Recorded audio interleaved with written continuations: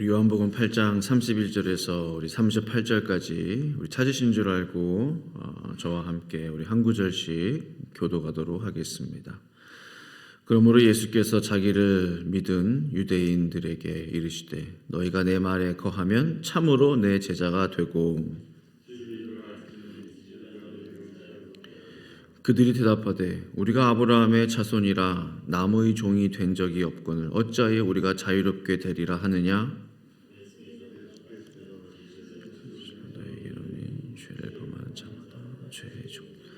종은 영원히 집에 거하지 못하되 아들은 영원히 거하나니 아들이 너희를 자유롭게 하면 너희가 참으로 자유롭고 나도 너희가 아브라함의 자손인 줄 아노라. 그러나 내 말이 너희 안에 있을 곳이 없으므로 나를 죽이려 하는도다. 나는 내 아버지에게서 본 것을 말하고 너희는 너희 아비에게서 들은 것을 행하느니라. 아멘. 사복음서 말씀을 이렇게 보면 우리 예수님께서 유독 바리새인들, 서기관들, 대제사장들에 대해서 정말 그 비판하시는 그 수위가 이분이 예수님 맞으신가 할 정도로 정말 입에 담기도 힘든 그러한 저주들을 퍼붓는 정말 퍼붓는 게 맞는 것 같아요. 주님께서 그렇게 그들을 향해서 저주하시곤 하셨는데 독사의 자식, 마귀의 자녀, 지옥 백성 하시면서 참 주님 인자하신 주님을 생각해 볼 때 주님과 정말로 다른 모습이다 그런 생각을 종종 하게 되는데요.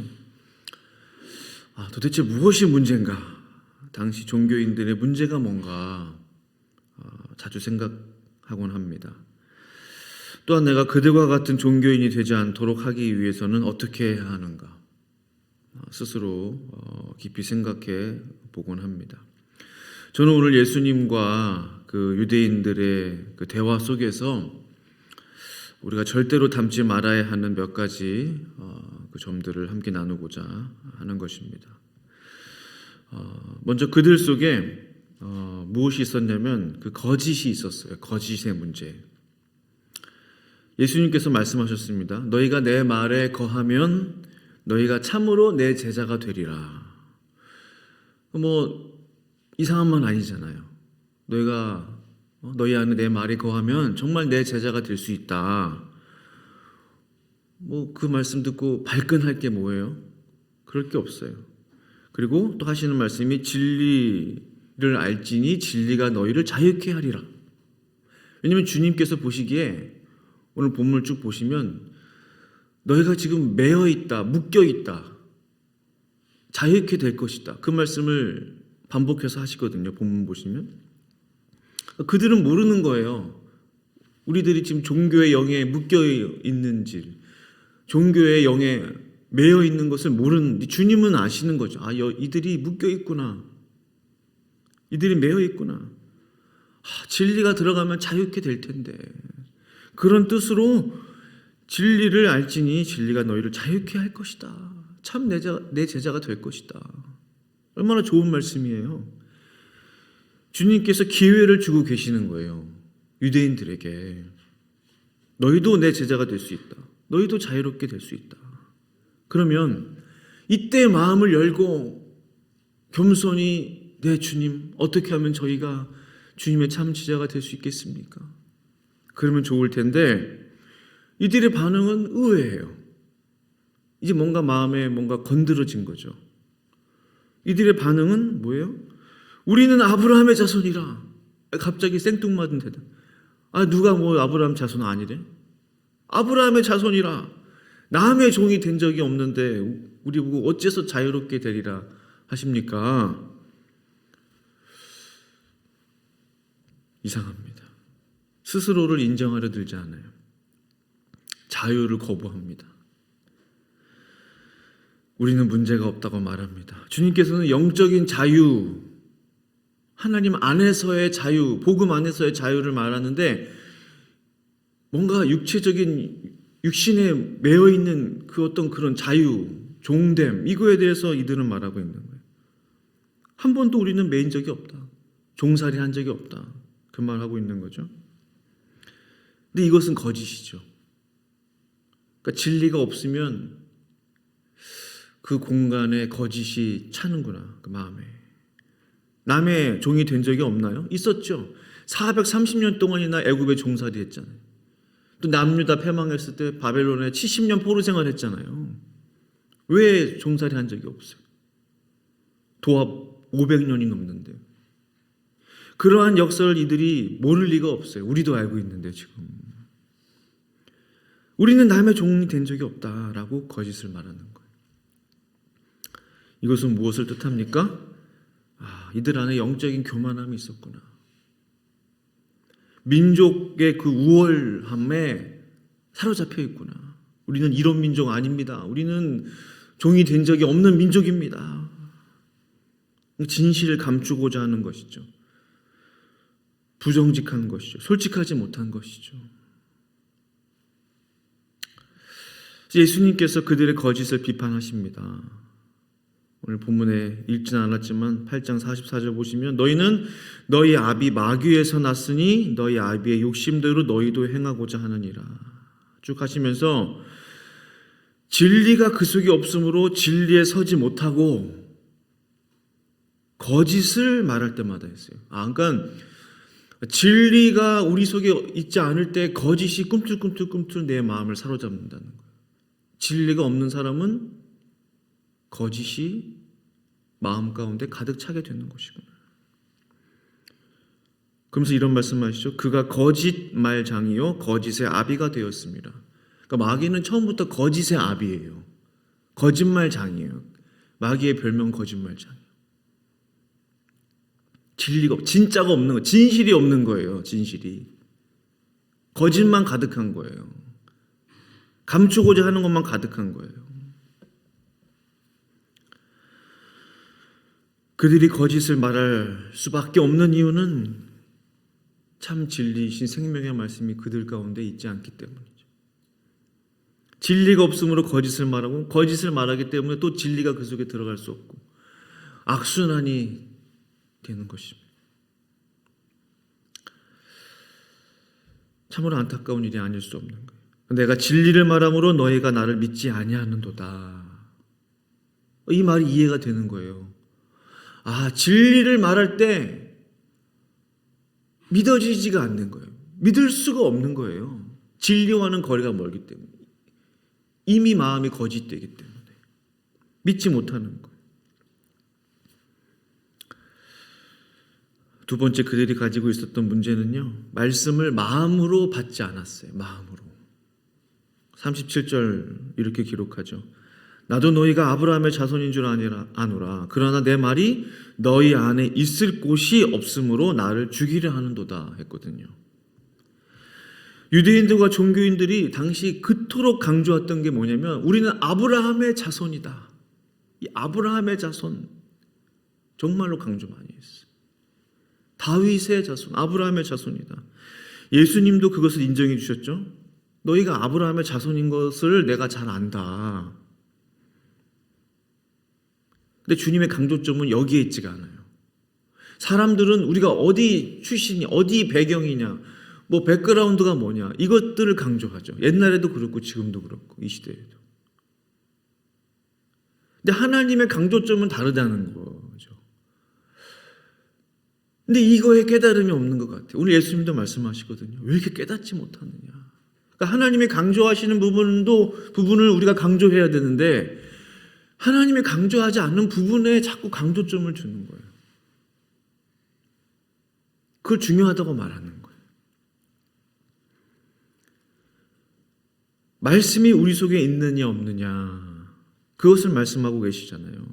너희가 아브라함의 자손인 줄 안다. 그러나 내 말이 너희 안에 있을 곳이 없다. 이게 중요하잖아요. 말씀이 어디 있냐는 거죠. 그러므로 너희가 나를 죽이려 하는도다. 하나님의 말씀이 우리 안에 머물 곳이 없게 될 때 어떤 일이 벌어집니까? 나도 죽고 다른 사람도 죽이려 하는 거죠. 우리는 아브라함의 자손이요. 근데 예수님 말씀하시죠. 근데 아브라함의 자손이라고 말은 하는데 왜 아브라함처럼 살지는 않대? 아브라함은 그렇게 하지 않았다.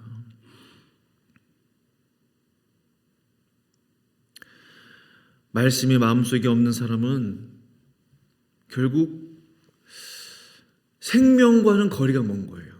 본인도 생명과는 거리가 멀고 남도 생명과는 거리가 멀게 하는 거예요. 그러니까 주님 말씀은 너희가 나를 죽이려 한다 이거예요. 근데 이 인과관계가 내 말이 너희 안에 있을 곳이 없으므로 그러므로 너희가 나를 죽이려 한다는 거예요. 얼마나 무서운 말씀이에요. 아, 말씀이 없는 사람은 죽이려 하는구나. 다른 사람을 해코지하려 하는구나. 다른 사람들을 망하게 하려 하는구나.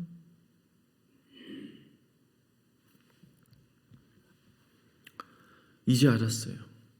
유대인들, 대제사장들, 바리새인들. 예수님을 왜 그렇게 죽이려 했나? 왜 그렇게? 아, 그들의 마음에 하나님의 말씀이 전혀 없었던 거예요. 평생을 말씀을 전하고 가르쳤던 사람들이 대제사장, 서기관, 바리새인들이에요. 말씀대로 사는 사람들이 바리새인들이에요. 똑바로 하나님 믿는 사람들이 바리새인들이에요. 말씀을 맨날 필사하는 사람들이 서기관들이에요. 말씀을 항상 보고 눈으로 보고 읽고 그래요. 그 누구보다도 말씀을 가까이 곁에 두고 살았던 사람들인데 주님의 평가는 너희 안에 말씀이 있을 공간이 없다는 거예요. 마음속에. 얼마나 충격적인지 몰라요. 무엇이 중요합니까? 말씀을 곁에 두는 것보다,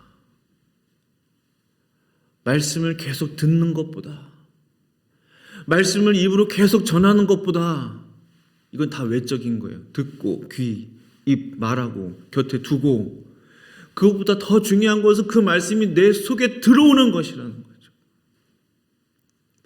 말씀이 내 안에 들어오는 것이라는 거죠.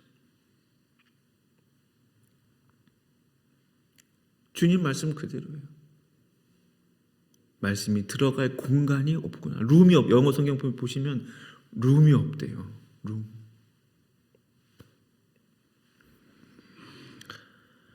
사랑하는 성도 여러분, 오늘 예수님의 말씀이 귀로만 듣는 것이 아니라 입으로만 말하는 것이 아니라 곁에 두는 것뿐만 아니라 우리 속에 우리 안에 들어올 수 있기를 간절히 축원합니다. 요즘 하나님께서 하시는 말씀은 무엇입니까? 나에게 주시는 말씀이 뭐예요? 계속 내 속에서 읊어지는, 계속 묵상되는, 떠오르는 하나님의 말씀이 무엇입니까? 그게 내 속에 있다는 증거예요. 내 속에서 자꾸 말씀이 생각나. 그게 내 속에 있다는 증거예요.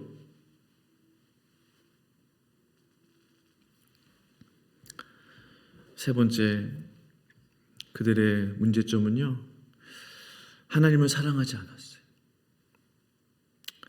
유대인들은 우리는 아브라함의 자손이요 뿐만 아니라 말씀 보시면 우리는 아브라함이 우리 아버지요까지 해요. 아브라함이 우리 아버지래. 그리고 또 하나님도 우리 아버지, 하나님만 유일한 우리 아버지요. 아브라함도 우리 아버지, 하나님도 우리 아버지. 바른 고백이죠. 입으로 잘 고백했어요. 힘주어 강조했어요. 그래서 그들이 이렇게 고백하죠. 41절 하반절에 아버지는 한 분뿐이시니 곧 하나님이시로다. 근데 주님의 평가는 뭐예요? 39절 보시면 너희가 참으로 아브라함의 자손이면 아브라함의 일을 했을 것이다. 아브라함의 일을 하지 않았죠. 42절에 하나님이 너희 아버지였으면 너희가 나를 사랑하였을 것이다. 이 두 가지 주님의 말씀의 공통점은 말로는 너희가 아브라함의 자손, 심지어 아브라함이 우리 아버지다라고 하지만 실제로는 아브라함의 삶이 없는 거죠. 모습이 없었다. 말로는 하나님이 우리의 유일한 아버지이십니다 라고 부르짖지만 실제로는 그 하나님을 사랑하지 않는 모습들이 있었다. 사랑하지 않는 것. 말로만 사랑하는 것. 하나님을 아버지라고 부르면서 하나님을 사랑하지 않는다. 예수님은 그것을 지적하고 계시는 거예요. 하나님을 사랑한다고 말은 하면서 실제로는 사랑하지 않는 것, 그것을 주님은 지적하고 계시는 거예요. 정말로 너희가 하나님 아버지를 사랑했다면 나 예수를 반드시 사랑할 수밖에 없다라는 것이 주님의 말씀이에요.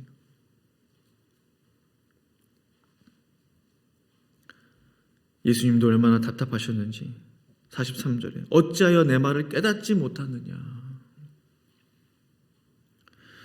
한 가지 중요한 것을 깨달았어요. 저는 하나님을 사랑하는 것과 하나님의 그 말씀을 깨닫는 것은 하나다 이거예요. 하나. 바리새인들, 서기관, 대제사장들 말씀드린 대로 말씀을 전하는 사람, 말씀을 기록하는 사람, 항상 말씀을 가까이 했던 사람인데 하나님을 사랑함이 없었다 라는 것이죠. 깨달음이 없었다. 왜 깨달음이 없었는가? 하나님을 사랑하지 않기 때문이었다는 거예요. 이게 깨달아지는 거예요. 하나님을 사랑하는 그 마음과 하나님의 말씀을 깨닫는 것은 하나다 이거예요. 떨어뜨릴 수가 없는 거예요. 하나님을 사랑하는 자가 하나님의 말씀을 깨닫고 마음으로 받고, 하나님의 말씀을 마음으로 받는 자가 또 하나님을 사랑하고,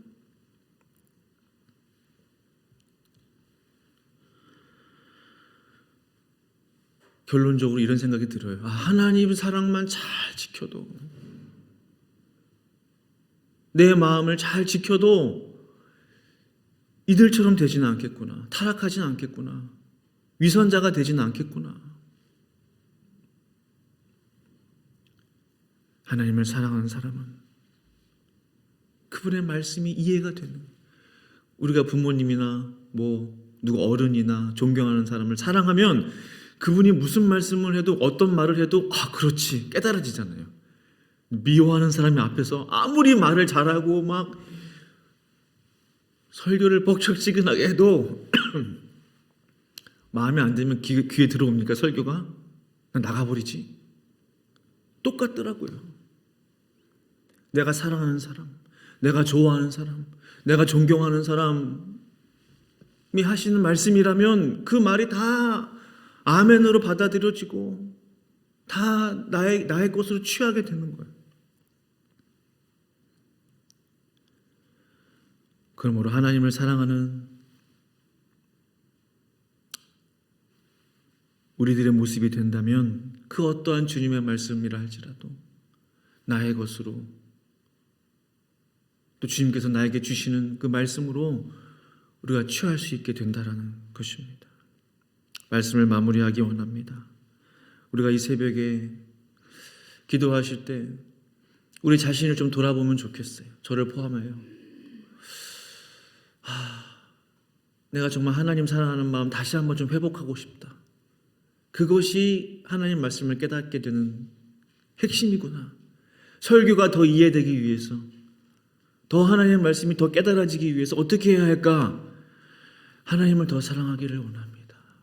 주님의 사랑 더 깨닫기를 원합니다. 주님의 사랑 더 저에게 부어주소서, 회복시켜주소서, 첫사랑을 회복시켜주소서. 그렇게 기도하시는, 그래서 하나님의 은혜가 이 새벽 가운데 부어지는 그러한 귀한 이 아침 될 수 있기를 간절히 축원합니다. 우리 함께 기도하시겠습니다.